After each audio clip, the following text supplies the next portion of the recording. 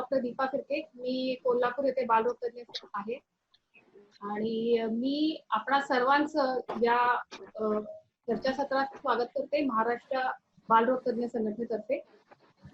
आपली जी महाराष्ट्र बालरोग तज्ञ संघटना वर्षापासून लहान मुलांच्या समस्याबद्दल समाज जागृती करत आहे आणि आत्ताचं हे जे चर्चासत्र आम्ही शृंखला चालू केलेली आहे त्या संदर्भात मी डॉक्टर जयंत पंढरीकर हे जे आपल्या महाआयएटीचे अध्यक्ष आहेत, तर त्यांना सर्वप्रथम विनंती करते की त्यांनी या संदर्भात आपल्याला. नमस्कार. पुन्हा एकदा मी सर्व पालक प्रेक्षकांचं या कार्यक्रमामध्ये स्वागत करतो. आपल्या कार्यक्रमाचं जी शृंखला आपण सुरू केलेली आहे तिचं नाव आहे बालकांचा सर्वांगीण विकास आणि पालकांचा सहभाग. तर महाराष्ट्र बालरोग तज्ञ संघटनेच्या वतीने आपण ही एक जी शृंखला चालवली आहे यामध्ये आपण बालकांच्या विविध प्रश्नांवर चर्चा करणार आहोत. त्याकरता बालरोग तज्ञ मार्गदर्शन करणार आहेत, त्याचा आपण सर्व प्रेक्षक लाभ घेत आहेत आणि पुनश्च आपण आज एक नवीन विषय घेऊन आलेलो आहे. तर पालक मित्रांनो, आपल्याला माहिती आहे की बालकांचा विकास करायचा असेल तर आपल्याला त्यांच्या सर्वच गोष्टींचा आपण बघायला पाहिजे. तर सगळ्यात महत्वाचं म्हणजे आजचा जो आपण विषय घेतलेला आहे तो म्हणजे बाळदमा समज गैरसमज. आपल्या सगळ्यांना माहिती आहे की बाळदमा किंवा अस्थमा ह्याचं प्रमाण जवळपास 5% आसपास आहे. म्हणजे खूप जास्त हे प्रमाण आहे आणि त्याचं कदाचित सिव्हिरिटी ही कमी असेल, थोडी जास्ती असेल, कुठल्या मुलामध्ये अति जास्ती असेल, ज्याला माइल्ड मॉडरेट सिव्हिअर म्हणतो. तर अशा वेळेला पालकांच्या मनामध्ये अनेक शंका असतात की हा बाळदमा जाईल की नाही, हा कशामुळे होतो, यामध्ये काय खायला पाहिजे. आम्हाला तर बाजूने सांगितलं की असं खाऊ नका, आम्हाला XYZ डॉक्टर सांगितलं की तुम्ही ते जे दिले आहेत ते वापरू नका. अशा अनेक शंका कुशंका आपण प्रेक्षकांच्या मनात येत असतात, पालकांच्या मनात येत असतात आणि म्हणून याच शंकांचं निरसन करण्याकरता, त्याचं शास्त्रोक्त तथ्य जाणून घेण्याकरिता आज आपल्यामध्ये निष्णात बालरोग तज्ञ इथे उपलब्ध आहेत. मी स्वागत करतो पुण्यावरून डॉक्टर शशी मोडक यांचं. तर नमस्कार. त्याचप्रमाणे नमस्कार. मी स्वागत करतो औरंगाबाद वरून डॉक्टर राजेंद्र वैद्य यांचं. तर नमस्कार. आणि नमस्कार. डॉक्टर प्रतिभा पाटील यांचं मी स्वागत करतो. तर पालक मित्रांनो, आपण पुनश्च एकदा आपण ह्या कार्यक्रमात आपल्या शंका विचारा. बाळदमा समज गैरसमज. तर आणि ह्या कार्यक्रमाचं आजचे जे संचालन करणार आहेत डॉक्टर दीपा फिरके. तर hand over to doctor Deepa Phirke. धन्यवाद सर. तर आपल्याला पंढरीकर सरांनी सांगितलेलंच आहे की आपण या चर्चासत्रातून लहान मुलांच्या समस्यांबद्दल बरीच चर्चा करणार आहोत. तर आजचा आपला जो विषय आहे तो बालदमा समज गैरसमज. तर यासाठी आपल्याला ही तज्ञ मंडळी लाभलेली आहेत आणि या चर्चासत्रातून आपण या बालदम्याबद्दल शास्त्रोक्त माहिती घेणार आहोत आणि तसंच मला निश्चित खात्री आहे की याच्यातून आपल्या बऱ्याच शंकांचं निरसन होईल. तर सुरुवातीला जेव्हा आपण बालदमा हा जरी शब्द जरी उच्चारला तरी सुद्धा अजूनही पालकांच्या मनामध्ये घबराटीचं वातावरण आहे ते स्वीकारण्यास, त्याचं निदान स्वीकारण्यास अजूनही तयार होत नाही. तर अजूनही याबद्दल बऱ्याच शंका आहेत. माझा पहिला प्रश्न आहे तो डॉक्टर वैद्य यांना आहे की आपण आता पहिल्या 5 वर्षात सर्दी खोकला म्हणजे अगदी 5वीला पुजल्यासारखं असतो. म्हणजे प्रत्येक लहान मुलांमध्ये खोकला सर्दी तर असतो. तर असे काही विशिष्ट कोणती लक्षणं असावीत की जी असल्यास पालकांना शंका येऊ शकते की आपल्या मुलाला बालदमा आहे. अशी कोणती विशिष्ट लक्षणं असतील बालदम्याशी निगडीत? नमस्कार. धन्यवाद मॅडम. सगळ्यात मोठा म्हणजे आपल्याकडे समजपेक्षा पालकांमध्ये गैरसमज जास्त आहे आणि भीतीचं वातावरण आहे. कारण दमा म्हटलं की ते सगळे आधीच घाबरून जातात. तर ते व्हायला नको म्हणून आपला हा सगळा प्रयत्न आहे. 5 वर्षाच्या खाली तुम्ही म्हणाला तसं प्रमाण खूप जास्ती आहे. सर्दी खोकला रिपीटेड इन्फेक्शन होत असतात आणि प्रत्येक वेळेला तो दमा आहे असं लोकांना किंवा पालकांना वाटत असतं. तर ह्याच्यात काही आपण असे पॉइंटर सांगतो किंवा 6 ते 8 अटॅक्स वर्षभरामध्ये, पर्टिक्युलरली साधारण मूल टॉडलर जे म्हणतो 1.5-2 वर्षानंतर शाळेत जायला लागतं किंवा बाकी मुलांमध्ये मिसळायला लागतं तेव्हा हे प्रमाण थोडं जास्ती असतं. पण प्रत्येकाला सर्दी खोकला झाला म्हणजे तो दम्याची झिल्ली आहे असं बिलकुल नाही आहे. त्याच्यात काही पॉइंटर असे आहेत की ज्याच्यामध्ये आपल्याला थोडं जास्त राहावं लागतं की तो त्रास आहे इन बिटवीन त्रास नसताना सर्दी खोकला नसताना बाळ खूप कम्फर्टेबल असेल किंवा घरामध्ये काही फॅमिली हिस्ट्री नसेल दम्याची आई वडिलांना किंवा आजी आजोबांना किंवा नातेवाईकांमध्ये अजून क्लोज नातेवाईकांना किंवा बाळामध्ये जर काही अलर्जीचे लक्षणं आढळलेले नाहीत की जसं अगदी लहानपणी गालांवर रॅश आणि ऑटोपिक रॅश म्हणतो असे काही प्रकार नसतील तर निश्चितपणे हा दमा रिलेटेड नसतो. हे रिपीटेड वालरी म्हणतात किंवा रिपीटेड सर्दी खोकल्याचा आजार असण्याची शक्यता जास्त असते. पण जे सांगितले पॉइंटर की घरात दम्याची हिस्ट्री आहे, ऑटोपिक हिस्ट्री आहे असं असेल. पण असा कोणता वयोगट आहे का की ज्या वयोगटामध्ये ही लक्षणं जास्त प्रमाणात दिसतात? कारण आपण बरेचदा असं लक्षात येतं की 1 वर्षाच्या खालील मुलांमध्ये सुद्धा हे श्वासनाचा जो त्रास असतो तो असू शकतो. तर अशा वेळी माझा पुढचा प्रश्न आहे प्रतिभा पाटील मॅडम आहे ना, की नेमकी वयोगट कोणता आणि बालदमा अनुवंशिक असतो का? हो, प्रत्येक वयात हे बालदमा बघायला मिळतो. पण जेवढं अर्ली वय आहे तेव्हा बालदमा आपण आहे म्हणत नाही. कारण जे विझिंग आहे, जे छातीतून आवाज येतात ते खूप कारणामुळे येऊ शकतात. फक्त बालदम्यामुळेच ते आवाज येऊ शकतात छातीमधून, घुरघुर करण्याचं, सुई सुई आवाज हे म्हणू शकत नाही. जेव्हा 1 वर्षाच्या आतील बाळ असतं जसं तुम्ही म्हटल्यासारखं, तर ते बाकीचं कारण असू शकतं, व्हायरल इन्फेक्शन असू शकतं किंवा कुठलं कंजेनिटल एनामोली असू शकतात. त्यामुळे बालदमा आहे असं म्हणू शकत नाही. पण जसं बाळ मोठं होईल तसं ह्या सगळ्या कारण बाकीचे कमी होतात आणि जेव्हा सुई सुई करेल, छातीतून आवाज येईल किंवा खोकला येईल, दम लागतो, ते बालदम्या असू शकतात.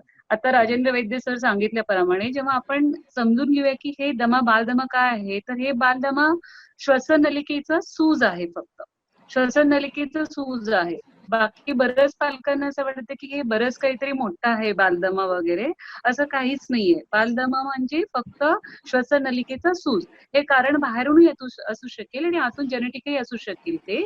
त्यामुळे कुठल्याही वयोगटाला येऊ शकतात.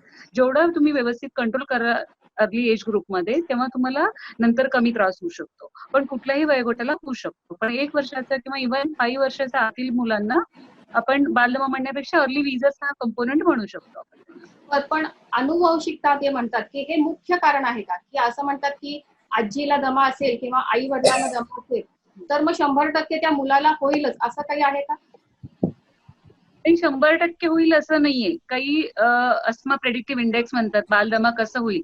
ऑफकोर्स अनुवंशिक आहेच, हे जेनेटिक आहेच. हे genetic response to the external एन्व्हायरमेंटला तुम्ही कसं रिस्पॉन्स देता, जेनेटिक असतोच अनुवंशिक. पण प्रत्येक वेळेस असेलच असं नाहीये ते.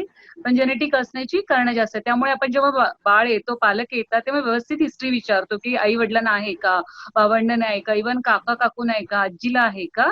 पण ते संसर्गजन्य नाही, पण अनुवंशिक असू शकतो. तेव्हा अनुवंशिक जर असेल तर आपल्याला डायग्नोज करायला इझी होतं.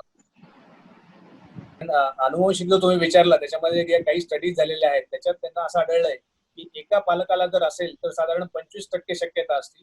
दोन्ही पालकांना असेल तर जवळपास 50% शक्यता असते. आणि त्यातल्या त्यात जर आईला असेल तर ती शक्यता थोडी जास्त असते वडिलांपेक्षा.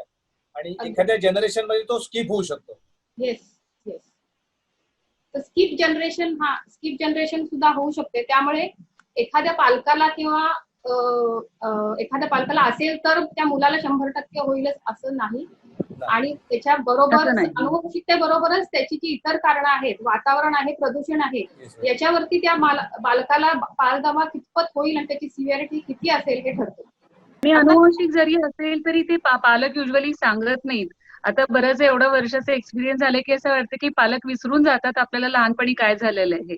त्यामुळे डॉक्टरांना पूर्णपणे व्यवस्थित विचारावं लागतं की तुम्हाला लहानपणी खूप सर्दी होत होतं का, खूप जास्त वेळ खोकल्याने दवाखान्यात जावं लागतं का, हे खूप महत्वाच्या गोष्टी असतात.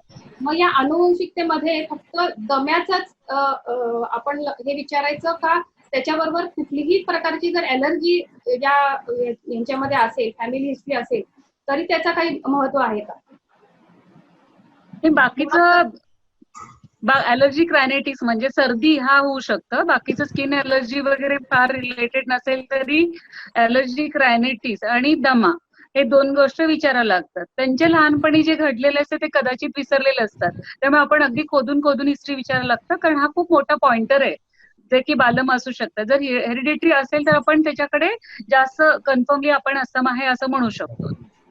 पण माझा पुढचा प्रश्न आहे तो डॉक्टर मोडक यांना. समजा जर अशा ह्या मुलाला वरचेवर श्वसनाचा त्रास होत आहे, सुळसुळ आवाज येतोय आणि अनुवंशिकता पण आहे, तर अशा वेळी जर आपल्याला त्याचं निदान करणं गरजेचं आहे, तर अशा कोणत्या चाचण्या कराव्यात ज्याने आपण बालदम्याचं निदान करू शकतो?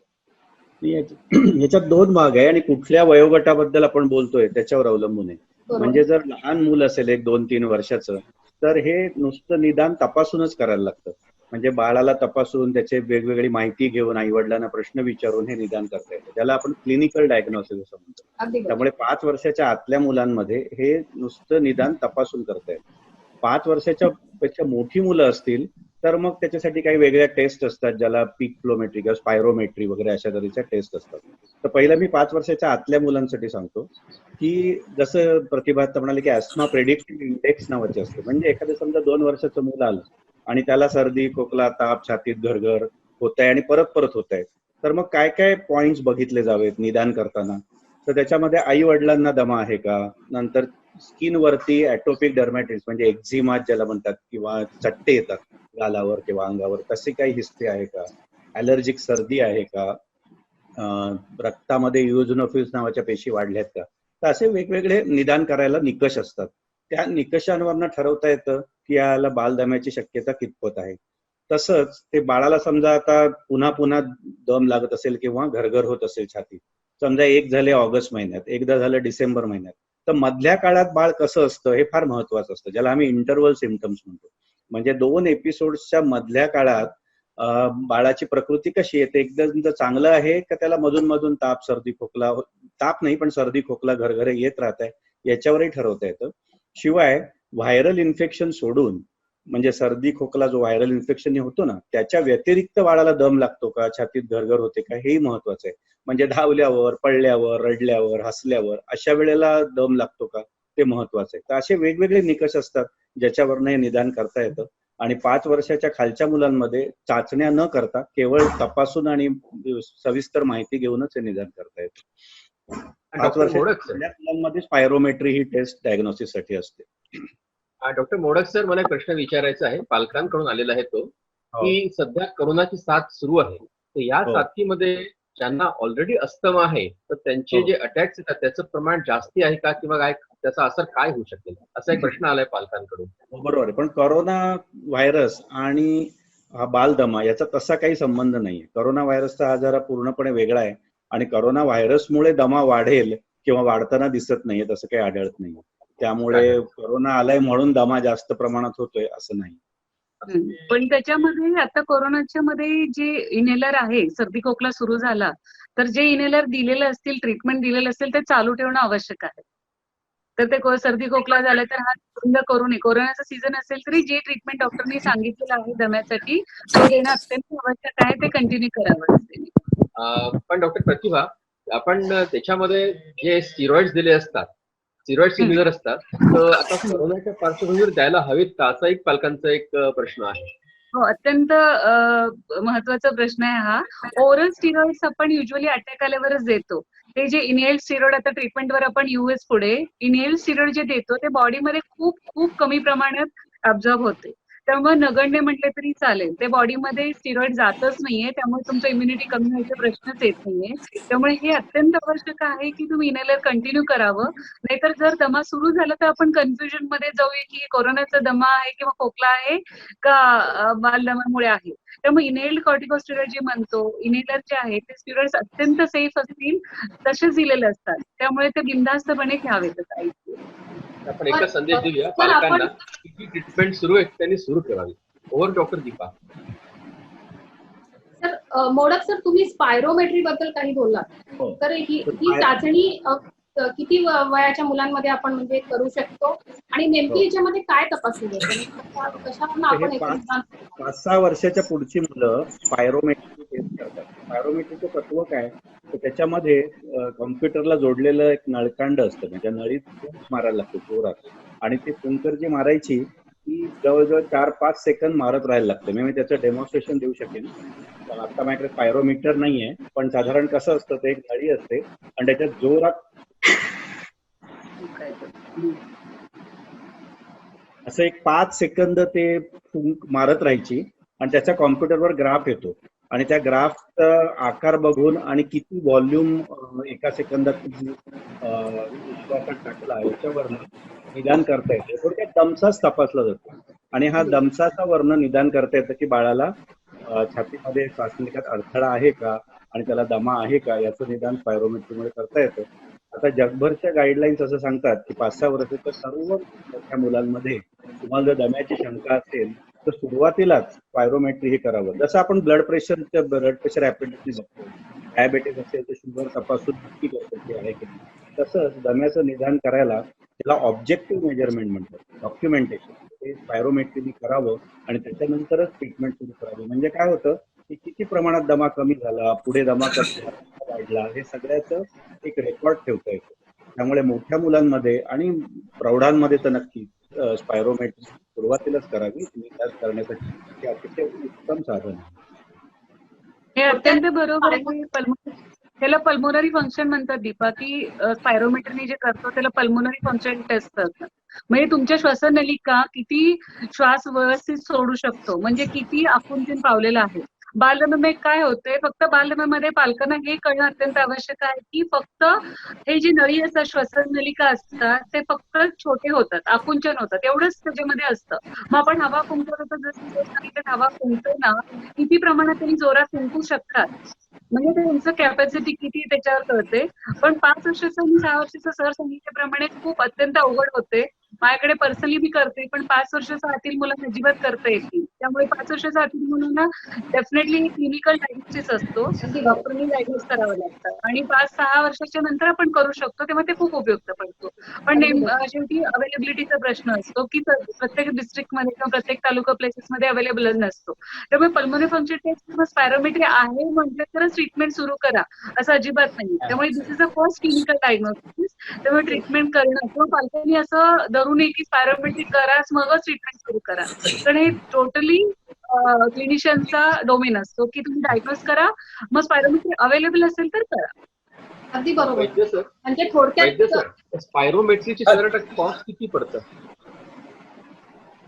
वैद्य सर, हॅलो. हा सर, स्पायरोमेट्री जर करायची असेल तर ते सर किंमत किती पडते म्हणजे पेशंटला? नाही सर, त्याची कारण मी सहसा करत नाही सर, त्याच्यामुळे मला त्याची काही कल्पना नाही. पुण्यामध्ये तरी साधारण 800 ते 1000 रुपये घेतले जातात एका वेळेस स्पायरोमेट्री. आणि स्पायरोमेट्री खूप वेळा एकदा केली की 6 महिन्यांनी पुन्हा केली, वर्षांनी पुन्हा केली तरी चालू शकते. ते पीडियाट्रिशियन बालरोग तज्ञ ठरवतात की पुढे कोणती स्पायरोमेट्री करायला हवी, आवश्यकता आहे. थोडक्यात सांगायचं झालं तर लहान मुलं असतील तर आपलं क्लिनिकल डायग्नोसिस वरतीच त्याचा उपचार आपण चालू करू शकतो आणि जर 6 वर्षाच्या पुढील मूल असेल तर स्पायरोमेट्री करून त्याचं निदान करू शकतो आणि तसंच स्पायरोमेट्री आपण त्याचा उपचाराला ते दाद देते की नाही मूल ह्याच्यासाठी सुद्धा आपण त्याचा वापर करू शकतो. स्पायरोमेट्री सोडल्यास सध्या असं बरेचसे गैरसमज आहेत की कोणत्या तरी ऍलर्जीमुळे मग फूड काही खाल्ल्यामुळे होतं, असं सुद्धा काही गैरसमज आहे त्याच्याबद्दल. तर स्पायरोमेट्री बरोबरच स्किन किंवा जे ऍलर्जी टेस्टिंग असतं हे करणं कितपत योग्य आहे, हे दरवेळी करणं गरजेचं आहे का डॉक्टर मोडक? ऍलर्जी टेस्ट बद्दल मी सांगतो, थोडेसे गैरसमज बरेच आहे त्याच्याबद्दल. आता तुम्ही पाहिलं असेल पेपरात सुद्धा, वर्तमानपत्रात मोठमोठ्या जाहिराती दिल्या जातात ऍलर्जी टेस्ट. आता दमा हा ऍलर्जिक आजार आहे, त्यामुळे कोणालाही वाटेल की आपण कुठल्या गोष्टीची ऍलर्जी आहे शोधून काढतो, परंतु ही गोष्ट तितकीशी सोपी नाही. आता ऍलर्जीसाठी कुठल्या प्रकारच्या टेस्ट असतात? एक स्किन प्रिक टेस्ट असते. म्हणजे काय की छोट्याशा स्वरूपात तो ऍलर्जनचं द्रव्य जे असतं ते स्किन मध्ये टोचलं जातं आणि त्याच्यानंतर त्याला रिॲक्शन येतं ते बघितलं जातं. तर अशा अनेक ऍलर्जन्स आहेत, म्हणजे कोणी 25 टेस्ट करतात, कोणी 32 टेस्ट करतात. अशा अनेक छोटी इंजेक्शन द्यायला लागतात, ते तर मुलांमध्ये कठीण. दुसरी ऍलर्जी टेस्टची आहे ती ब्लड टेस्ट. रक्त काढायचं आणि लॅबोरेटरीमध्ये त्याच्यात अँटीजन अँटीबॉडीज रिॲक्शन ती होते का ते बघायचं. तर त्याच्यावरनं रक्ताच्या तपासणीतून पण ऍलर्जी टेस्ट करतात. पण या सगळ्यामध्ये असं होतं की बऱ्याच वेळा अनेक ऍलर्जनना पॉझिटिव्ह असतं. म्हणजे समजा अंड आहे, सोयाबीन आहे, दूध आहे, गहू आहे, डाळी आहेत, खाण्याच्या अनेक पदार्थांना पॉझिटिव्ह असतं किंवा म्हणजे त्याला रिस्पॉन्स दिला जातो बॉडीला. किंवा हवेतले घटक आहेत ज्याच्यामध्ये हाऊस डस्ट, घरातले धुळीतले किडे आहेत, किंवा परागकण पोलेन ग्रेन ज्याला म्हणतो त्याला आहे, अशा वेगवेगळ्या गोष्टीला ॲलर्जी आहे. आता हा रिपोर्ट घेऊन जेव्हा पेशंट येतो तेव्हा आम्हालाही कधी कधी ते गोंधळात टाकणार असतो की अनेक गोष्टीने ॲलर्जी आली, आता नेमकं करायचं काय? तर यातले आता दूध बंद करायचं का, गहू बंद करायचं का, डाळी बंद करायचं का? तर ही अशी जरूर नसते. ॲलर्जी टेस्टचा अर्थ एवढाच की तुला थोडंसं त्याचा रिस्पॉन्स जास्त आहे, तर त्याचा अर्थ असा नाही की त्याच्यामुळेच दमा होतो. त्यामुळे कार्यकारण भाव आहे का, म्हणजे ह्या ॲलर्जीमुळेच दम्याचा आजार आहे का, हे नक्की सांगता येत नाही ॲलर्जी. आणि म्हणून ॲलर्जी टेस्ट एक तर कठीण आहे, थोडी महागही आहे, आणि दुसरं म्हणजे ॲलर्जी टेस्ट हे सगळ्यांच्याच करायची जरूर नसते. ज्याचा दमा नेहमीच्या साध्या उपायाने बरा होत नाहीये किंवा त्याला म्हणतो नेहमीचा डोस देऊन सुद्धा फरक पडत नाहीये, अशा वेळेला मग ॲलर्जी टेस्टचा विचार करायला हरकत नाही. आणि त्याचा रिपोर्ट सुद्धा फार हुशारीने त्याचं इंटरप्रिटेशन करायला लागतं. त्याचं अनालिसिस जो आहे तो योग्य तऱ्हेने बालरोग तज्ञांनी करायला पाहिजे. ॲलर्जी टेस्ट आली म्हणजे तेवढे सगळे पदार्थ बंद करा असं करतो.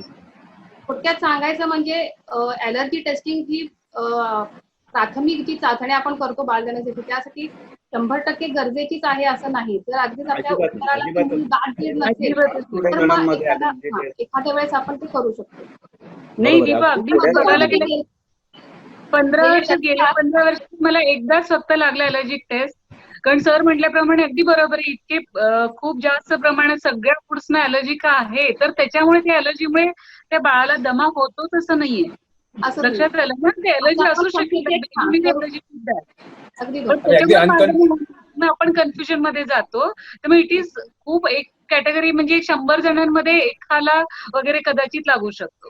अगदी बरोबर. पण पालक आम्हाला नेहमी विचारतात की याला दमा आहे, आपण ॲलर्जी टेस्ट करूया का? कदाचित ते जाहिराती बघतात किंवा कोणीतरी त्यांना सांगितलेलं असतं, पण त्यांना हे त्यांचा संभ्रम जो असतो तो दूर केला पाहिजे की ॲलर्जी टेस्ट ॲलर्जी गेल्या शोधून काढणं सोपं नाही, फार कठीण गोष्ट आहे आणि ती फार थोड्या मुलांमध्येच त्याची जरुरी भासते. म्हणजे अनकंट्रोल दमा आहे त्यांनाच फक्त आवश्यक आहे, बाकीच्यांना नाही. अगदी बरोबर. बरोबर. तर अगदी गेल्या खरं. दशकामध्ये आपण बघतो की हे बालदम्याचं प्रमाण बरंच वाढलेलं आहे.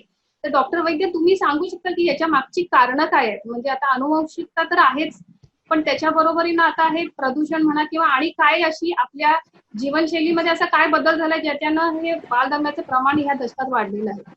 हा, ओव्हरऑल सगळीकडेच वाढलेलं आहे, पूर्ण जगामध्ये 15 ते 20% प्रमाण वाढलेलं आहे. आणि याला मेजर आता लाईफस्टाईल आहे, म्हणजे आपली जी जीवनशैली बदललेली आहे, प्लस पॉल्युशन आहे, इंडस्ट्रियलायझेशन, वेगवेगळ्या पोल्युशन, व्हेकल्स वाढलेले आहेत, त्याच्यानंतर क्राउडिंग वाढलेलं आहे किंवा एकाच ठिकाणी बरेच माणसं असतात एकाच ठिकाणी आणि त्या क्राउडिंगमुळे होतं. दुसरं लाईफस्टाईल सगळ्यात मेजर आहे, खाण्याच्या पद्धती, राहण्याच्या पद्धती, घरामध्ये जे तुमचं जे सो कॉल्ड ॲफ्ल्युएंट सोसायटीमध्ये अपहोल्स्ट्री आहे किंवा मुलांमध्ये सॉफ्ट टॉईजचं प्रमाण जास्त वाढलेलं आहे, खाण्याच्या सवयी बदललेल्या आहेत, भरपूर जे जंक फूड खातात, या सगळ्या गोष्टीमुळे हे प्रमाण सगळं खूप वाढलेलं आहे, ऑलमोस्ट 15 ते 20%.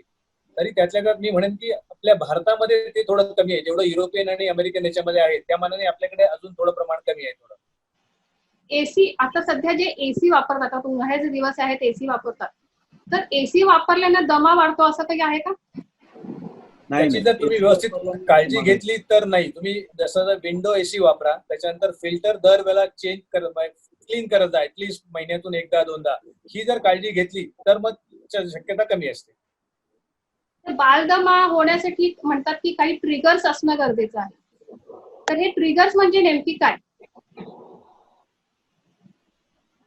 ट्रिगर्स म्हणजे मग त्यात इरिटंट्स म्हणजे आपण म्हणतो त्याच्या पर्टिक्युलरली ट्रिगर्स मध्ये हाऊस डस्ट, माईस सगळ्यात मेजर आहे. घरामधले जे धुळीमधले जे जीवाणू असतात छोटे छोटे ते सगळ्यात मेजर आहेत. दुसरं कॉक्रोचेस आहेत घरामध्ये, ते एक ट्रिगरिंग फॅक्टर असतं.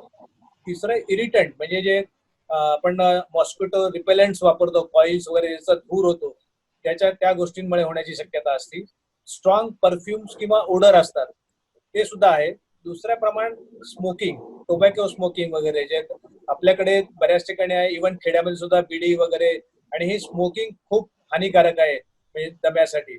आणि नुसतं स्मोकिंग म्हणजे बाहेर जाऊन स्मोक करून आलं आणि असं नाही, पासिव्ह स्मोकिंग पण तेवढंच हानिकारक आहे जेवढं ऍक्टिव्ह आहे. त्यामुळे हे शक्यतो अवॉइड करणं खूप गरजेचं आहे. बरेचदा असा गैरसमज आहे की दही, दूध असं किंवा आंबट काही पदार्थ खाल्ले की दमा वाढतो, तर त्याच्याबद्दल डॉक्टर मोडक आपण काय सांगू शकतो?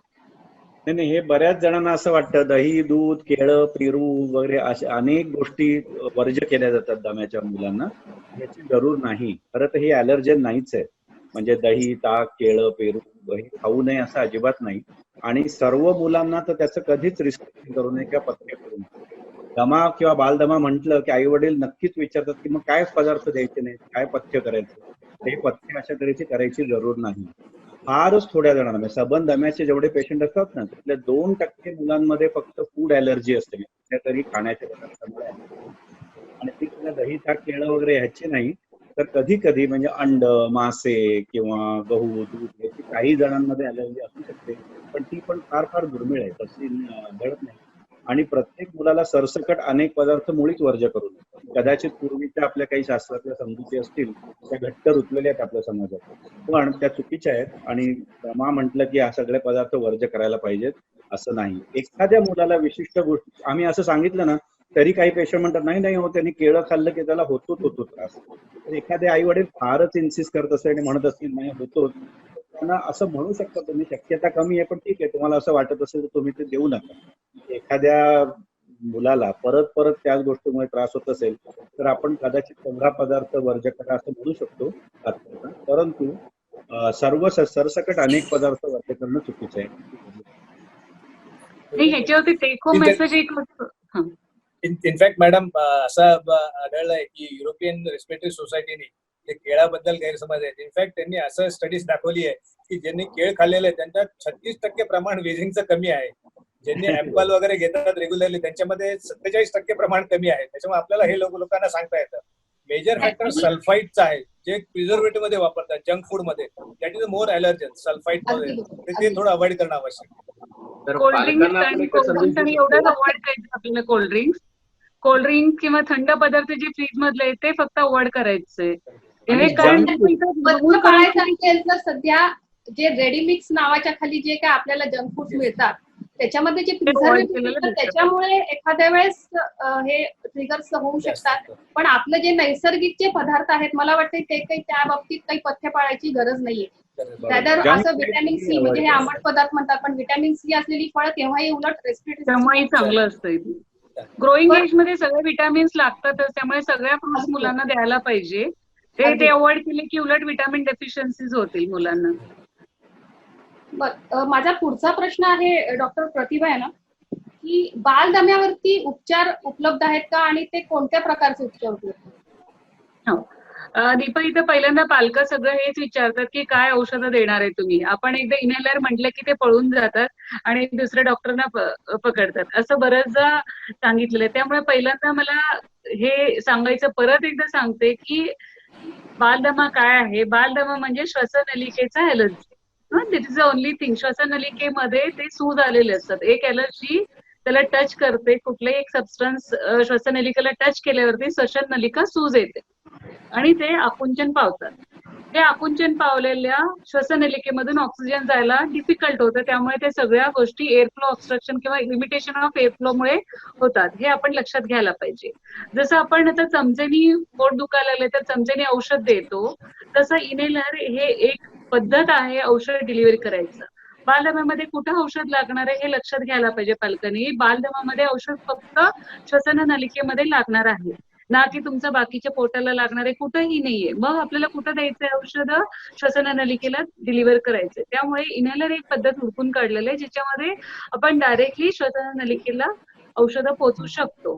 हे तुमचं बाकीचं काहीच नाहीये.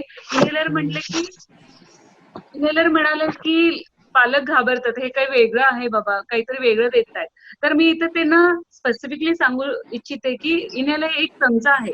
जसं चमचेनी तुम्ही औषधं देता तसं इनहेलरनी औषधं श्वसननलिकेला डिलिव्हर करतात. त्यामुळे जे काही आहे ते आपल्याला अगदी कमीत कमी अमाऊंटमध्ये मायक्रोग्राम्स मध्ये औषध लागतात.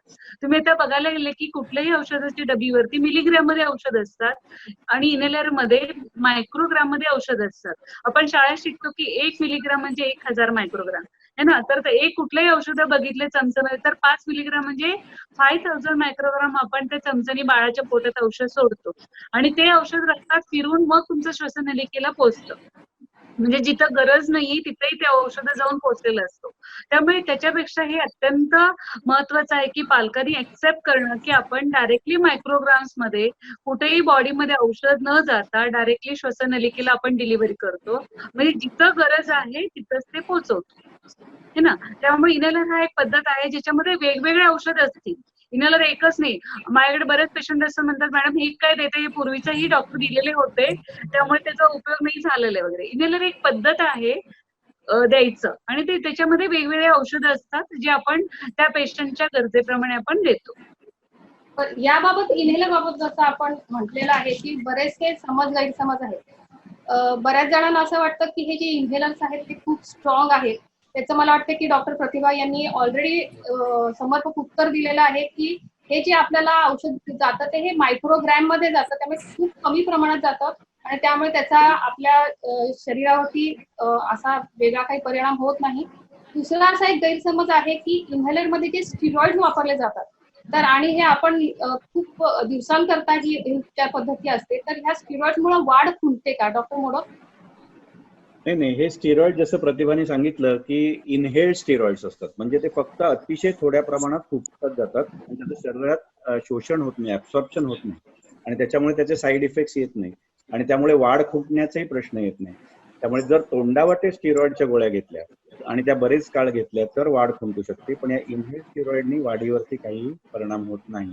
काही मुलांना किंवा काही पालकांना अशी भीती वाटते की कदाचित त्या उंचीवर वगैरे परिणाम होईल का, पण तसंही आढळून आलंय की आधी असं वाटत होतं की काही थोडाफार परिणाम होईल, पण नंतर लक्षात आलं की जर बरेच वर्ष स्टिरॉइड जरी इनहेल्ड स्टिरॉइड घेतले तरी काही वर्षांनी उंची अगदी नॉर्मल होते, उंचीवर सुद्धा कोणताही परिणाम होत नाही. त्यामुळे वाढीवर आणि उंचीवरही इनहेल्ड स्टिरॉइड योग्य डोसमध्ये दिले तर त्याचा काही परिणाम होत नाही. तर ह्या इनहेलरची हा सर डॉक्टर वैद्य.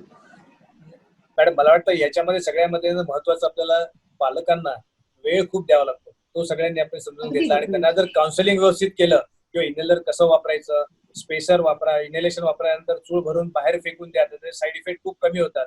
आणि तुम्ही वेगळे पेशंट असे ठेवले की जिथे बाकीचे सुद्धा त्याच कॅटेगरीचे पेशंट आले ते त्यांच्यात डिस्कस करतात आणि ते त्यांच्यामध्ये मग थोडं मॉरल बुस्टअप होतं. तेव्हा मला वाटतं वेळ आपल्या बालरोग तज्ञांनी देणं आणि त्यांना काउन्सिलिंग करणं हे खूप महत्वाचं आहे.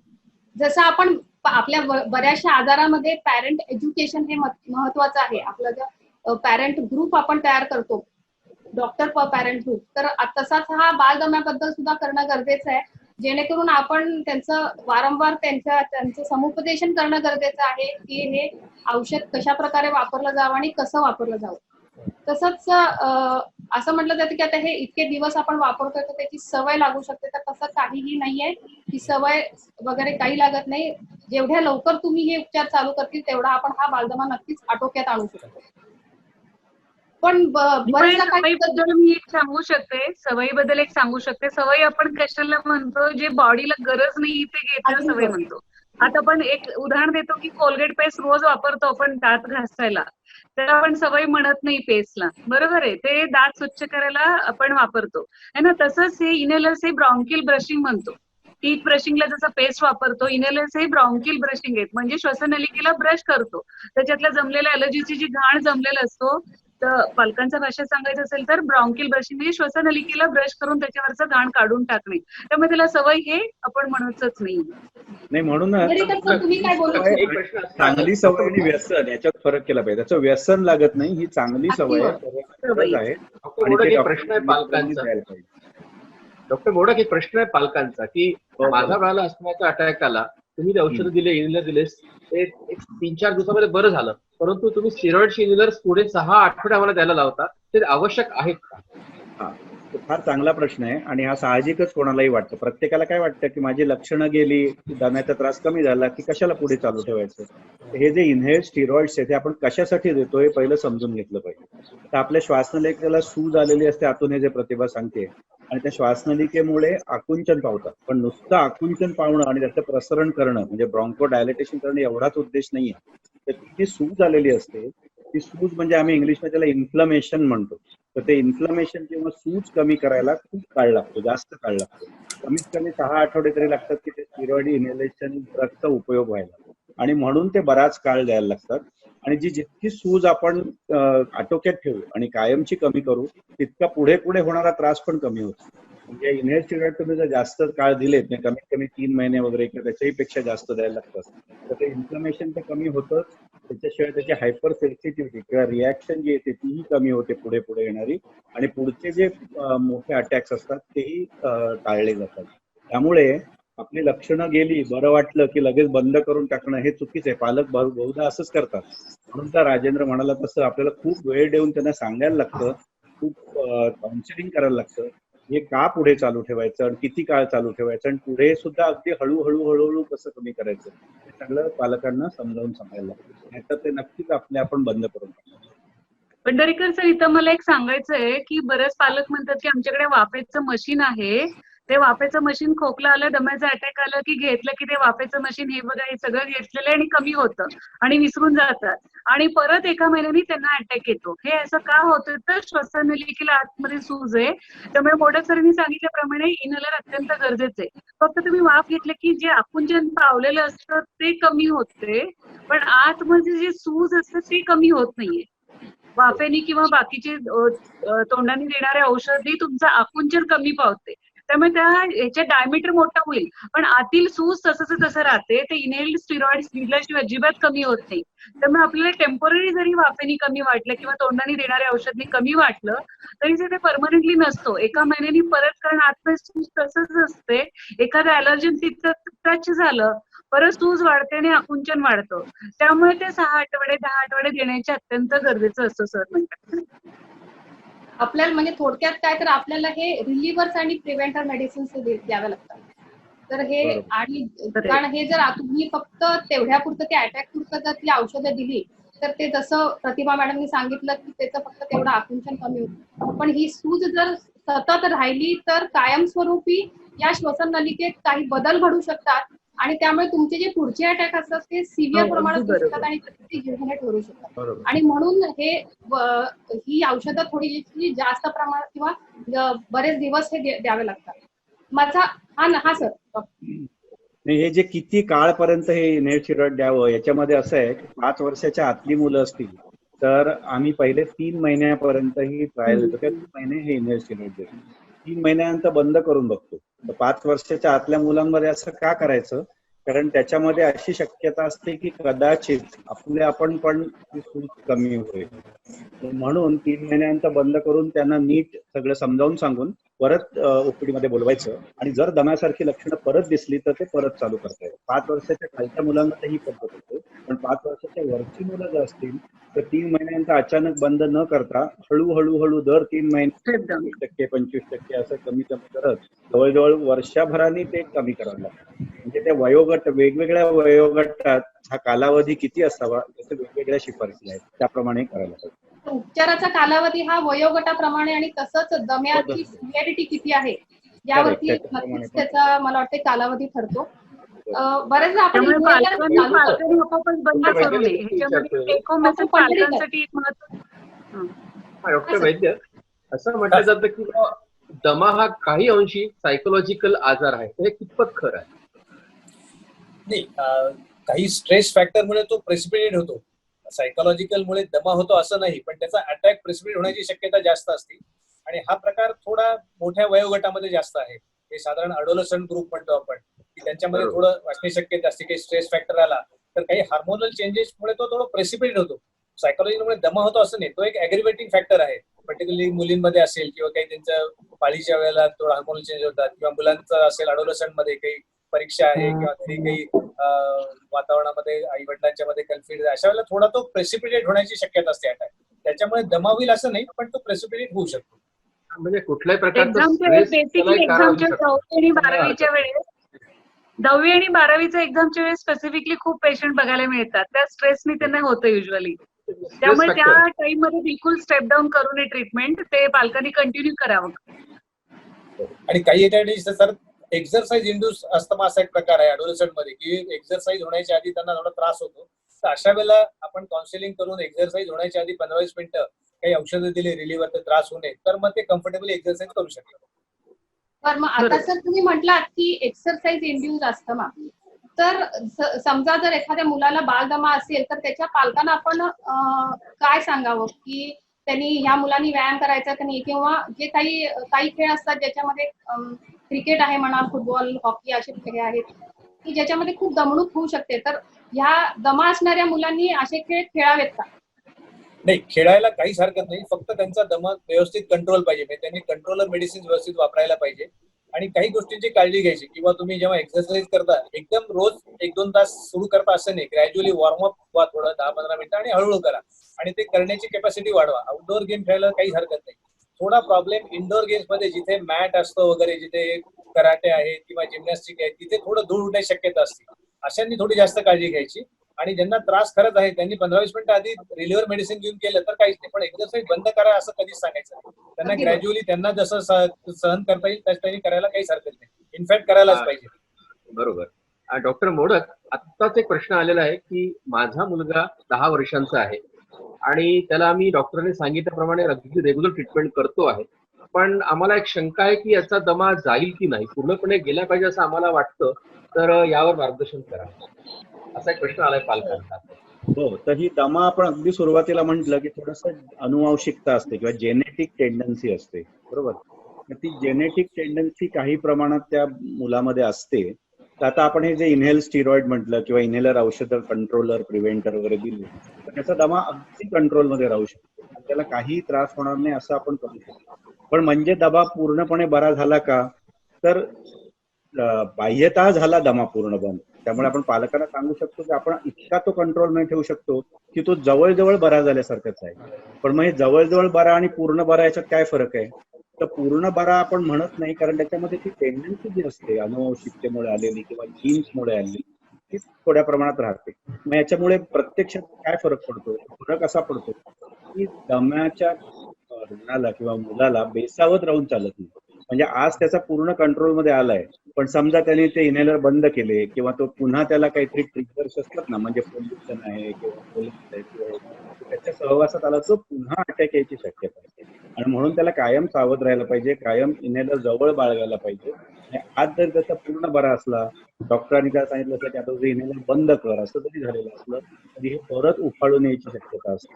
आणि म्हणून कायम ही सावधगिरी बाळगायला लागते आणि ते पालकांना समजावून सांगायला लागते. पुन्हा जर अशी त्याची लक्षणं दिसली तर आपल्याला ते पुन्हा चालू करायला लागेल. तर हा पूर्ण बरा आणि जवळजवळ बरा याच्यामधला फरक आहे. म्हणजे आपण पूर्ण कंट्रोल ठेवू शकतो, पण अगदी 100% कायमचा बरा झाला असं सांगून एकदम क्लीन शीट ठेवू शकतो. म्हणजे आपण बालदमा नक्कीच आटोक्यात ठेवू शकतो. व्यवस्थित आटोक्यात वेळेत जर उपचार ठेवू केले, शकतो, म्हणजे काहीही त्रास होणार नाही इतका आटोक्यात ठेवू शकतो. आटोक्यात ठेवू आणि शकतो. पुन्हा मी सांगतोय, आपण डॉक्टर अजून वैद्य, बालदमा आपण आणि मोठ्या मुलांच्या दमा याच्यातलं जरा फरक करूया. की आपण पहिल्यापासून बालदमा हा शब्द वापरतोय. तर 5 वर्षाच्या आतल्या मुलांमध्ये जेव्हा सर्दी, खोकला, व्हायरल इन्फेक्शन याच्याबरोबर जी छातीत गरगर सुरू होते, ते अगदी छोट्या मुलांमध्ये तो प्रश्न असतो आणि त्याच्यातल्या 60-70% मुलांची छातीतली गरगर जी व्हायरल इन्फेक्शन बरोबर होणारी असते ती कमी होते. आणि नंतर आपण म्हटलं की मोठेपणी वय वाढतं तसं हळूहळू दम्याचं प्रमाण कमी होतं आणि मग पुढे अगदी मोठ्या मुलांमध्ये 5-10% प्रमाणात हा दमा राहतो. तर हा जो दमा असतो त्याला मग बाल दमा म्हणणं बरोबर नाही. अगदी लहान बाळातला जो तो बालदमा, नंतरचा जो आहे तो दमा जसा मोठ्या माणसात प्रौढात दमा असेल तसाच तो दमा ऍडोलेसंट राहतो. त्याची जास्त काळजी घ्यायला पाहिजे, त्याचे इनहेलर्सही जास्त दिवस द्यायला पाहिजेत, त्याचा कालावधी जास्त असू शकतो आणि तरी सुद्धा तो पूर्ण कंट्रोलमध्ये ठेवता येऊ शकतो, पण बेसावत राहून चालणार नाही. कायम तुम्ही काळजी घ्यायला पाहिजे, ट्रिगर्स अवॉइड करायला पाहिजे आणि पुन्हा जर लक्षणं दिसली तर पुन्हा इनहेलर चालू करायला पाहिजे. हे मोठ्या मुलांमध्ये. डॉक्टर वैद्य, जसे डॉक्टर मोडक म्हणाले की इनहेलर्स हे आहे याचं मेन ट्रीटमेंट आहे, पण त्याबरोबरच आपल्याला हे ट्रिगर्स अवॉइड करणं गरजेचं आहे. तर तुम्ही पालकांना काय संदेश देऊ शकता किंवा पालकांनी काय काळजी घ्यावी की या मुलांमध्ये हे ट्रिगर्सशी संपर्क येऊ नये यासाठी पालकांनी नेमकी काय काळजी घ्यावी? मुख्य म्हणजे आपण जे बोललो, जंक फूड जेवढं तुम्ही अवॉइड कराल तेवढं खूप चांगलं सगळ्याच दृष्टीने, पण या ट्रिगरसाठी मेन आहे. त्यानंतर घरातलं तुमचं वातावरणाची थोडं जास्त काळजी घ्या किंवा स्वच्छता ठेवा, जिथे शक्य असेल तिथे तुम्हाला व्हॅक्युम क्लिनर्स वापरा. साफसफाई करताना मुलाला शक्यतो तिथे ठेवू नका. पर्टिक्युलरली जिथे मग काही कन्स्ट्रक्शन चालू आहे अशा ठिकाणी मुलांना पाठवत जाऊ नका, कारण त्यांनी जास्त त्रास होतो. कॉक्रोचेस असतील तर त्याची काळजी घ्या, म्हणजे पेस्ट कंट्रोल करून म्हणा किंवा कॉक्रोचसाठी. त्यानंतर सॉफ्ट टॉईज वापरायला देऊ नका अशा मुलांना, कारण त्याच्यामधून थोडा जास्त त्रास होण्याची शक्यता असते. ब्लँकेट्स मध्ये उलन ब्लँकेट्स वापरण्यापेक्षा कॉटनचे वापरा, रजई वगैरे आपण म्हणतो ते वापरायला जास्त चांगलं. अशा मुलांना ना, बऱ्याच मुलांना छोटे असतील त्यांना सवय असते सोफ्यावर उड्या मारतात किंवा सॉफ्ट टॉईज घेऊन उड्या मारतात, त्या गोष्टी थोड्या अवॉइड करायच्या. खेळ जर केला तर बऱ्याच प्रमाणामध्ये कंट्रोल येऊ शकतो. आणि आपण जसं बोललो की एसी असेल तर रेग्युलर त्याचं थोडं फिल्टर क्लिनिंग वगैरे हे करणं अतिशय आवश्यक आहे. डॉक्टर मोडक. राजेंद्रने सगळे सांगितले गोष्टी, पण त्यात आणखीन एक महत्वाचं म्हणजे सिगरेट स्मोकिंग. ज्या घरामध्ये बालदम्याचा त्रास आहे त्या घरात वडिलांनी आजोबांनी कोणीही सिगरेट स्मोकिंग करायला नाही पाहिजे. काही पालक काय म्हणतात, नाही नाही जिथे मूल असेल ना त्याच्या समोर मी करत नाही, दुसरीकडे करतो, पण तसंही चालत नाही. कारण हा सिगरेटचा धूर हा खोलीमध्ये बराच काळ राहतो आणि त्याचा नंतरही परिणाम होऊ शकतो. त्यामुळे सिगरेट स्मोकिंग अतिशय हानिकारक आहे आणि ते मॉस्किटो कॉइल्स अवॉइड करा. आणि दीपा अजून एक काळजी घ्यावी लागेल, बऱ्याच जण व्हायरल इन्फेक्शनमुळे, व्हायरल इन्फेक्शन हा एक ट्रिगर म्हणून काम करू शकते, इन्फ्लुएन्झा हा एक ट्रिगर म्हणून काम करू शकते. त्यामुळे ते इन्फ्लुएन्झाचं वॅक्सिन ह्या मुलांमध्ये दिलेलं अत्यंत उपयुक्त ठरते. त्यामुळे हा काळजी घेणं अत्यंत उपयुक्त, कारण 50% 40 ते 50% ट्रिगर हा व्हायरल इन्फेक्शन असतो. त्यामुळे इन्फ्लुएन्झाचा डोस यांना कंपल्सरी देणं आवश्यक असतो. डॉक्टर मोडक, तुम्ही म्हणालात की स्मोकिंग हे एक मुख्य कारण असू शकतं, तर असं असू शकतं का की समजा आईला म्हणजे ती गरोदर असताना ती स्मोकिंग करतीये, तर त्यामुळे मग नंतर जन्मानंतर जे बाळ जन्माला येईल त्याच्यामध्ये दम्याचं प्रमाण जास्त दिसतं, असं काही म्हणजे असे बरोबर काय आहे, हे असं स्टडीज नक्की झालेले आहेत? सिद्ध झालेलं आहे.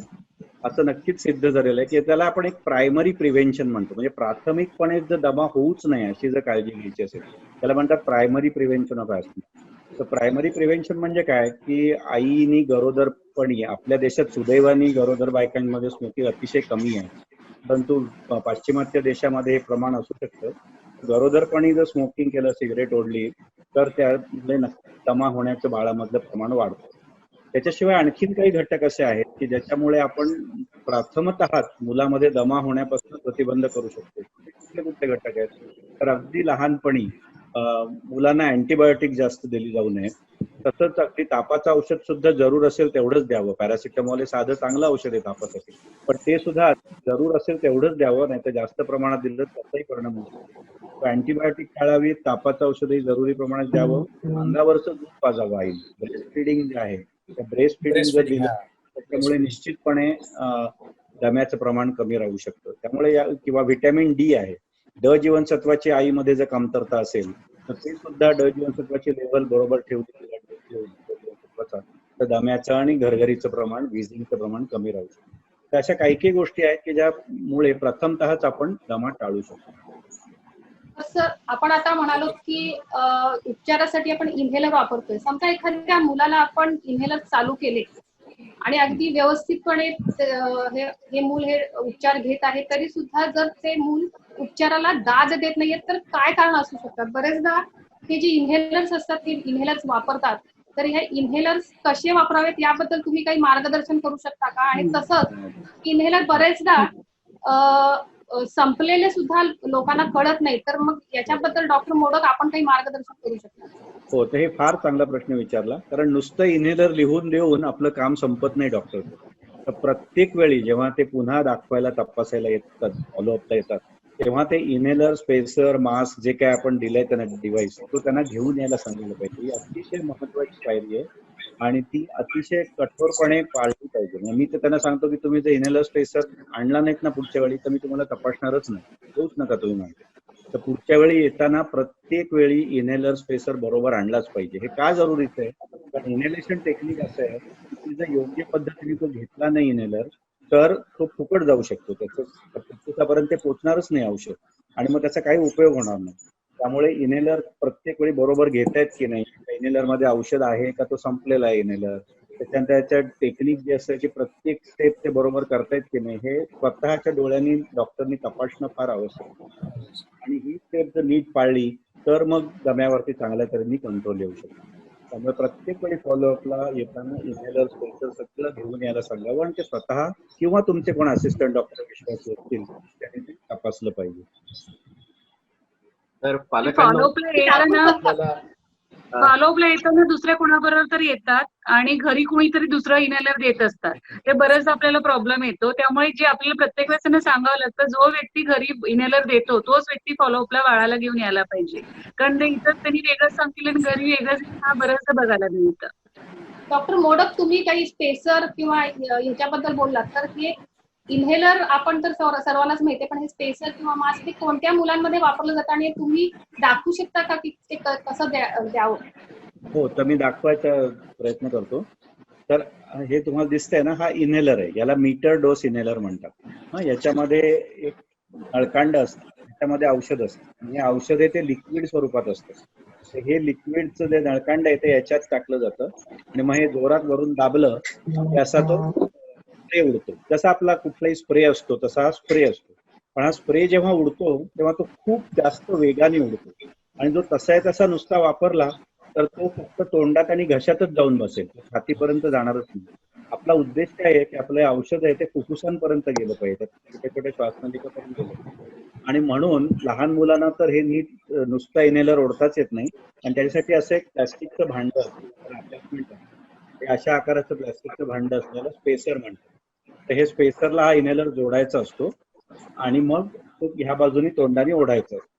आता याच्यातचा फरक काय आहे की 5 वर्षाच्या आतल्या मुलांना किंवा आपण 4 वर्षाच्या आतल्या मुलांना डायरेक्ट ओढता येत नाही. त्याला एक पुढे मास्क लावतात. आत्ता माझ्याकडे मास्क नाहीये, पण अगदी छोट्या बाळांना तो मास्क लावायला लागतो, तो तोंडावर नाकावरती घट्टपणे ठेवायला लागतो. तर मी आधी याचं मोठ्या मुलांमधलं टेक्निक दाखवतो आणि मग छोट्या मुलांना दाखवतो. तर पहिली स्टेप अशी आहे की हा इनहेलर चांगला हलवून घ्यायला लागतो. म्हणजे जे द्रव स्वरूपात औषध असतं याच्यात ते मिसळलं जातं. कारण याच्यात नुसतं औषध नसतं, त्याच्याबरोबर एक वाहन पण असतं, व्हेइकल म्हणतात. हे दोन्ही मिक्स करायला पाहिजे चांगलं, म्हणून ते प्रत्येक वेळी हलवून घ्यायला. त्याच्यानंतर हे जोडायचं मुलांनी तोंडात धरायचं आणि तोंडात धरलं की मग त्या मुलांनी स्वतः किंवा आई वडिलांनी तो इनहेलर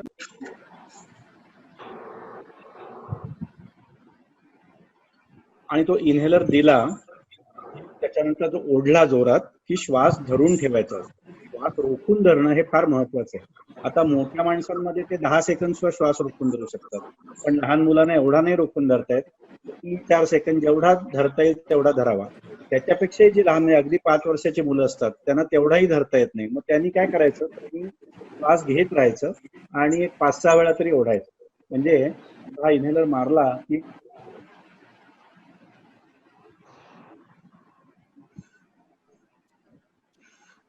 मग त्यांना श्वास रोखून जरी धरता आला नाही तरी त्यांनी 5-6 वेळा ओढला की ते त्या स्पेसर मध्ये जे औषध असतं, त्याचा उद्देश काय आहे की स्पेसर मध्ये जे औषध आहे ते काही सेकंदात ओढून पूर्ण झालं पाहिजे आणि ते छातीपर्यंत गेलं पाहिजे. तर त्यामुळे हे इनहेलर बरोबर स्पेसर वापरणं अतिशय आवश्यक आहे. मी तर म्हणेन मोठ्या माणसांनी सुद्धा स्पेसर वापरला पाहिजे, कारण कुणालाच ते कोऑर्डिनेशन नीट जमत नाही. तुम्ही नुसता इनहेलर वापरलात तर ते मारल्यानंतर ज्या वेगाने औषध ते पटकन घशातच जाऊन बसतं आणि मग त्याचे साईड इफेक्ट जास्त होतात. तर त्याच्याऐवजी प्रत्येकाने स्पेसर वापरला पाहिजे आणि स्पेसरमुळे ते पार्टिकल जे असतात, कण जे असतात औषधाचे, ते याच्यात तरंगतात आणि मग ते थोडे सावकाशपणे ओढता येतात. मग पुढच्या 15-20 सेकंदात ते पूर्णपणे ओढून फुफ्फुसांपर्यंत जाऊ. औषध फुफ्फुसापर्यंत जाणं हे अतिशय महत्वाची गोष्ट आहे, तरच त्या औषधाचा उपयोग होईल. आता छोटी बाळं जी असतात, समजा 2 वर्षाची 1 वर्षाची आहेत, त्यांना हे काही तोंडात धरून ओढता येत नाही. त्यामुळे याच्या पुढे एक मास्क लावला जातो आणि तो मास्क आहे तो असा आई वडिलांनी असं तोंडावरती घट्ट नाकावर आणि तोंडावर धरला पाहिजे. तो लीक नाही व्हायला पाहिजे. बाळ काय करतं, रडतं आणि मग असं मान हलवतं, सगळं फुकट जातं, तो मास्क तसा तसा होतो. तर तसा नाही झाला पाहिजे. तो नाकावर तोंडावर घट्ट बसला पाहिजे आणि साधारण 30 सेकंद तरी तो नाकावर तोंडावरती ठेवला पाहिजे एकदा पॉप मारल्यानंतर आणि मग ते औषध त्या 30 सेकंदात छातीपर्यंत. प्रत्येक वेळी या सगळ्या स्टेप्स करणं आवश्यक आहे. म्हणजे पुन्हा द्यायचं असेल तर पुन्हा इनहेलर हलवला पाहिजे, पुन्हा जोडला पाहिजे. आवाज जरा बारीक येतोय. आवाज बारीक येतोय का? आवाज बारीक. हा हा. सर, तर प्रत्येक वेळी या स्टेप्स करणं जरुरीचं आहे की प्रत्येक वेळी तो इनहेलर हलवला पाहिजे, जोडला पाहिजे आणि मग तो मास्क घट्ट धरला पाहिजे आणि तो 30 सेकंद पर्यंत ठेवला पाहिजे. तर या सगळ्या स्टेप्स महत्वाच्या आहेत आणि जेव्हा पेशंट तुमच्याकडे तपासायला येतो तेव्हा हे सगळं तुम्ही बघायला पाहिजे की तो बरोबर पद्धतीने इनहेलर घेतो. फार आवश्यक आहे. तर योग्य पद्धतीनं हा इन्हेलर हा सर, डॉक्टर वैद्य. हा केल्यानंतर मात्र आपण सांगायचं विसरतो बऱ्याच वेळेला, चूळ भरून बाहेर टाकून देणं, कारण ते अगदी राहतं बरोबर, मी तोंडामध्ये. तोच प्रश्न आणि काही विचारला. वेळेला मुलं गिळून घेतात, ते गिळणं पण चांगलं नाही, तर त्यांना ती थोडी सवय लागली की बाहेर फेकून द्या पाणी. बर सर, आणि हे जे प्रत्येक आपण लहान मास्क मुलं असतात आई, हा दीपक, प्रत्येक वेळेस लहान मुलं असतात, आई बाळ झोपल्यावरती घेत नाही म्हणून लहान मुलांना युजली झोपल्यावर देतात. झोपून अजिबात देऊ नये. बाळ जरी खूप लहान असेल तरी उठून बसून एक व्यक्ती पकडायला पाहिजे आणि दुसऱ्या व्यक्ती द्यायला पाहिजे. त्यामुळे उठून बसूनच देणं अत्यंत आवश्यक आहे. आणि तर दुसरा असा पालक प्रश्न आहे की मित्रांनो, हे जे आपण इन्हेलर बरोबर स्पेसर वगैरे वापरतो, तर ते स्वच्छ करण्याची गरज आहे का? आपण आता वारंवार ते वापरत असतो, तर ते कशा प्रकारे स्वच्छ करावं? हे स्पेसर नक्की स्वच्छ करायला लागतो. साधारण आठवड्यातून एकदा तरी हे सगळं उघडून, म्हणजे हा स्पेसर उघडता येतो, दोन्ही भाग वेगळे करता येतात आणि मग ते साध्या डिटर्जंट पाण्यामध्ये थोडंसं डिटर्जंट टाकून त्या डिटर्जंटनी धुवायला पाहिजे. आणि तो धुतल्यानंतर पुसायचा नाही, तो वाळवायचा, तो नुसतं वाळत ठेवायचा आणि त्याच्यानंतर मग तो पुन्हा वापरायला घ्यायचा. याच्यामुळे काय होतं, एक तर स्पेसर स्वच्छ होतो आणि त्याच्यावरती जे औषधाचे जे कण आहेत ते स्पेसरच्या वॉल वरती राहत नाहीत, ते आतमध्ये जातात. त्याला स्टॅटिक चार्ज म्हणतात. ते स्टॅटिक चार्ज तर ते स्पेसरचे कण स्पेसरवर न चिकटता ते तासाबरोबर आत गेले पाहिजेत आणि म्हणून ते डिटर्जंट पाण्याने धुणं हे महत्वाचं आहे आणि ते वाळवायचं, तर फडक्याने पुसायचं नाही, हे महत्वाचं. आठवड्यातनं एकदा हे साफ केलं तरी ठीक आहे. डॉक्टर प्रतिभा, आता आपण हे जे इन्हेलर देतो बरेचदा ते संपलेलं असतं, पण नुसता प्रोपेलंट गॅस हा बाहेर येत असतो आणि त्यामुळे पेशंटला वाटत राहतं की आपण डोस घेतोय, पण त्याचा काहीच आपल्याला म्हणजे तसा उपयोग दिसत नाही. तर हे संपलंय हे कसं ओळखावं? इन्हेलर वरती काही असे म्हणजे मार्किंग्स खूप असतात सोपं का? केलेलं आहे. पूर्वी तसं नव्हतं. आता खूप सोपं केलेलं आहे त्यांनी. त्याच्यावरती कॅनिस्टर वरती आता डॉक्टरने मोडक सरांनी दाखवल्याप्रमाणे ते कॅनिस्टर वरती नंबर लिहितात. तिथं किती डोस आहेत, तिथं 120, हे बघा, याच्यावर असं काउंटर असतं 200 असं असतं. तिथं नंबर 0 आले की तुम्ही बंद करा. 20 अगदी किंवा बरोबर. 30 असेपर्यंत दुसरं आणून ठेवा आणि एकदम 0 झाल्यानंतर परत आणायला जाऊ नका. हाही खूप महत्वाचा प्रश्न आहे. बऱ्याच पालकांचा असा प्रश्न असतो की माझा बालदमा हा माझ्या मुलाचा बालदमा आपोआप नाहीसा होईल का? त्याला काय उत्तर आहे? आपोआपच बालदमा नाही होणार. ऍक्च्युली आपोआपच नाहीसं होणार नाहीये. आपल्याला तसं वाटतं की बाळ मोठं झाल्यावरती, मी तेव्हाही तुम्हाला एक्सप्लेन केले, श्वसननलिकेचं आकुंचन होणं म्हणजे बालदमा आहे. जसं शरीर वाढतं तसं श्वसननलिका पण त्याचं डायमीटर वाढतं. त्यामुळे बाळ जसं वाढतं, त्याचं उंची जसं वाढते, त्याचं शरीर जसं वाढतं, तसं श्वसननलिकेचा डायमीटर पण वाढत असतो. त्यामुळे इव्हन जो आकुंचन पावलेलं असेल, श्वसननलिकेला सूज जरी आलं असेल, तर आतील जागा अरुंद राहत नाही. त्यामुळे हवेला येण्या जाण्याला डिफिकल्ट होत नाही. त्यामुळे आपल्याला तसं वाटतं की त्याला त्रास होत नाहीये, पण ऍक्च्युली आपल्याला स्पायरोमेट्री केल्यावरती कळतं की त्याला ऍक्च्युली बालदमा आहे. त्यामुळे आपोआपच पूर्वी जसं म्हणायचे की 5 वर्षापर्यंत आजारी, नंतर होणार नाही. आता आमच्याकडे लिटरली 18 वर्षापर्यंत बेबीज असतात, पण त्यांचं अजूनही कमी झालेलं नसतं. त्यामुळे आपोआप कमी होणारा आजार हा नाहीये. म्हणजे मग असे काही स्पेसिफिक घटक आहेत का की, किंवा आपण म्हणतो की इंडिकेटर्स आहेत का की जे असतील तर आपण म्हणू शकतो की बाबा यांचा दमा कमी होणार नाहीये आणि इव्हन हे जेव्हा प्रौढावस्थेत जाईल तेव्हा त्यांना तो दमा असणार आहे, अशी काही स्पेसिफिक इंडिकेटर्स आहेत का? हे बालदमा जरी गेलं असेल तरी त्या माणसाला जे बेबीला ट्रीटमेंट दिलं आणि कमी झालं असं वाटत जरी असेल, तर तुम्ही हसताना किंवा खेळल्यानंतर किंवा स्ट्रेस आल्यावरती हे लगेचच त्याला दमा सुरू होतो. तेव्हा ते अनकंट्रोलच असतो. आपण पूर्ण सर म्हटल्याप्रमाणे आपण पूर्ण क्युअर आहे असं म्हणू शकत नाहीये, पण औषधं घेतली नाही तर वारंवार हे होतच राहणार त्याला. थोडक्यात म्हणजे आपल्याला हे उपचार चालू ठेवणं गरजेचं आहे आणि हे डॉक्टरांच्या सल्ल्यानेच आपण औषध घेणं गरजेचं आहे. स्वतःहून औषध बंद करणं हे अत्यंत चुकीचं आहे. आणि जर योग्य वेळेत आपण हे जर उपचार केले, त्याचं निदान केलं, उपचार केले, तर आपण नक्कीच हा बालदमा आटोक्यात ठेवू शकतो. कमी झाल्यासारखं वाटलं तरी असं सुद्धाही पण त्यांच्या आता मनाने तो ट्रीटमेंट बंद करू नये. कारण सुरुवातीला ट्रीटमेंट सुरू झाल्यानंतर 1 महिन्यानी किंवा 1.5 महिन्यानी त्यांना कमी झाल्यासारखं वाटतो. कारण सिम्पटम्स फ्री होतं, खोकला कमी होतो, दम कमी होते, बाळ खेळायला लागतं, छान झोपायला लागतं. पेरेंट्सना वाटतं आता कमी झालं, आता कशाला कंट्रोल करायला पाहिजे. पण तिथं परत मी सांगू इच्छिते की आतील सूज कमी झालेले नसतात, फक्त आकुंचन कमी झालेलं असतं. त्यामुळे जेवढा वेळ दिलेला असतो तेवढा वेळ ते घेणं अत्यंत गरजेचं आहे. तर पालक मित्रांनो, खरोखरच आज अतिशय खूप छान असं मार्गदर्शन आपल्याला तिन्ही तज्ञ मंडळींनी आपल्याला दिलेलं आहे.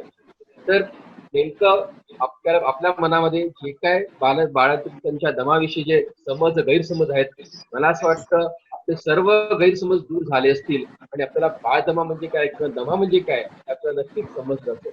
तर आपण एकच तुम्हाला सांगू इच्छितो की कृपा करून आपल्या डॉक्टरांनी जी तुम्हाला सांगितलेली ट्रीटमेंट आहे, जी इंजेक्शन सांगितलेले आहेत, तुम्हाला वाटत असेल की कदाचित ती सवय लागेल बा किंवा आपण आता बंद करूया आपल्याला बरं वाटलं तर कृपा करून असे इंजेक्शन जे डॉक्टरांनी सांगितलेले असतील ते बंद करू नये असा हा महत्वाचा सल्ला मी आज या सर्व तज्ञ मंडळींच्या माध्यमातून आपण सर्व पालकांना देतो आहे. डॉक्टर मोडक सर, आपण इथे पुण्याहून जॉईन झालात, लवकरच मी आपला धन्यवाद देतो महाआयपीतर्फे. डॉक्टर वैद्य सर, आपण औरंगाबादहून जॉईन झालात, मी आपलाही महाआयपीतर्फे धन्यवाद देतो. डॉक्टर प्रतिभा मॅडम, खूप छान मार्गदर्शन आपण केलेलं आहे, मी आपलाही धन्यवाद देतो. आणि त्याचप्रमाणे डॉक्टर दीपा यांनी खूप सुंदर हे सेशन कंडक्ट केलं, महाआयपीतर्फे त्यांनाही मी धन्यवाद देतो. Over to doctor Deepa. तर हे मला वाटतं की ही खूप छान चर्चासत्र रंगलेलं आहे आणि याच्यातून बरीचशी शास्त्रोक्त माहिती मिळालेली आहे आणि मला निश्चितच खात्री आहे की जे काही गैरसमज किंवा शंका होत्या पालकांच्या मनामधल्या त्या नक्कीच या चर्चासत्रामधून दूर झाल्या असतील. नमस्कार, धन्यवाद. थँक्यू, धन्यवाद.